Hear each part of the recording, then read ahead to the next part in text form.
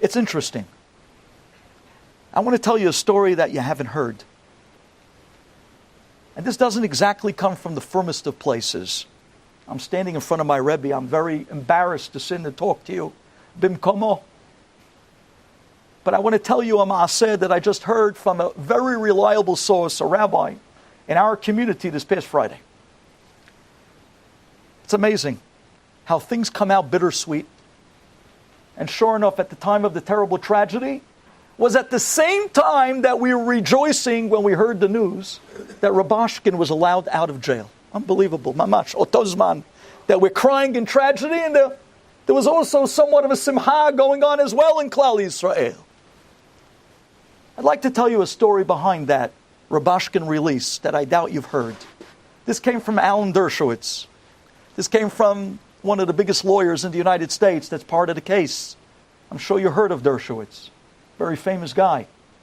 Nonetheless, he tells over the following. He tells over, you might have heard of this organization. It's a Goyish organization. It's called Make-A-Wish. And they go around to hospitals, especially when it comes to children with terminal illnesses. Lo aleinu, lo alechem. And they go to these kids and they try to give them an opportunity to make a wish.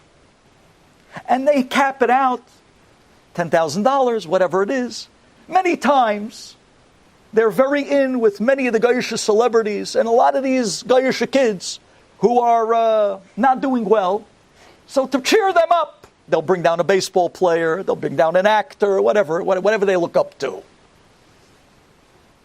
Turns out that a Hasidic boy, young boy, with a terminal illness, who didn't have a lot of time, he was on the list. So Make-A-Wish Foundation came down to his hospital bed.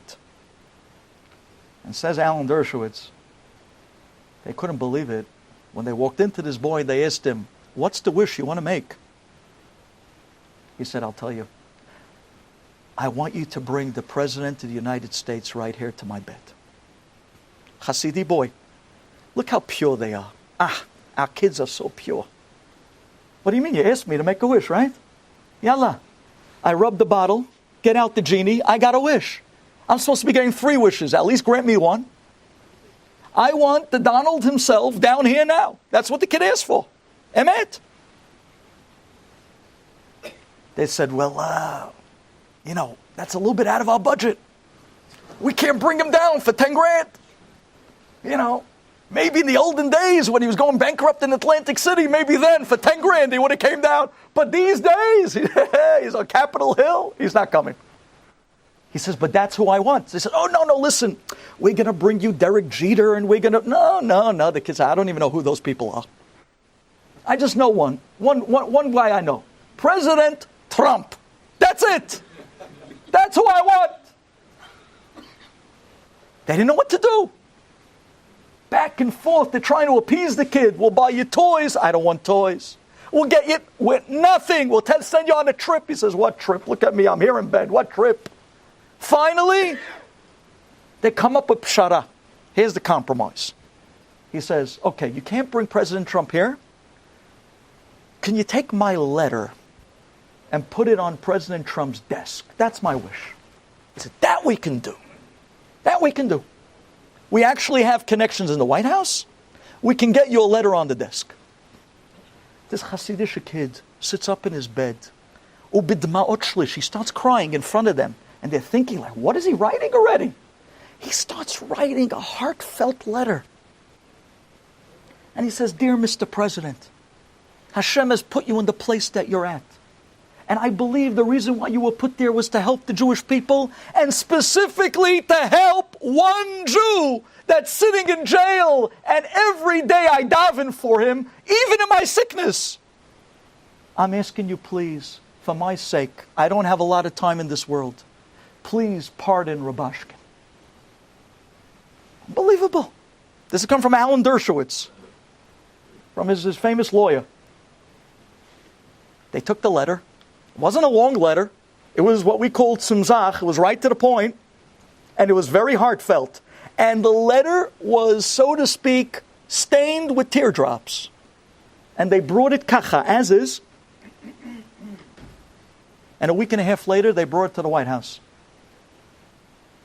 On the 5th day of Hanukkah, the letter was sitting on President Trump's desk. And it happens to be that his daughter was in the room when he was reading it. And she says over, and she said this to Dershowitz, that the president began to cry. Just when you thought, Mr. Tough Guy, America, he started, this caught his heart. He turns to his daughter and he says, look at this Jewish kid.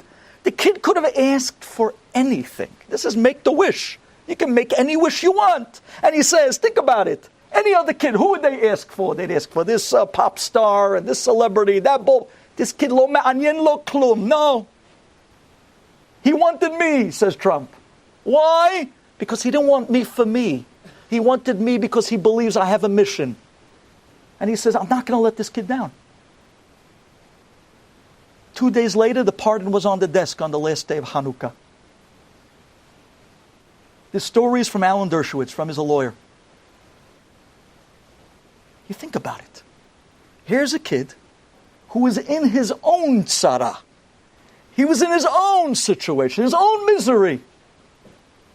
He was told that he didn't have a lot of time. But who is he thinking? He's thinking about Yenim. He's thinking about the other guy. He's thinking about this guy, Rubashkin, in jail. He felt that I had an obligation to somebody else and their problems. But what do you mean? I have also problems? Yeah. My problems are my problems, but his problems are even more so my problems. That's an attitude that we once lived with.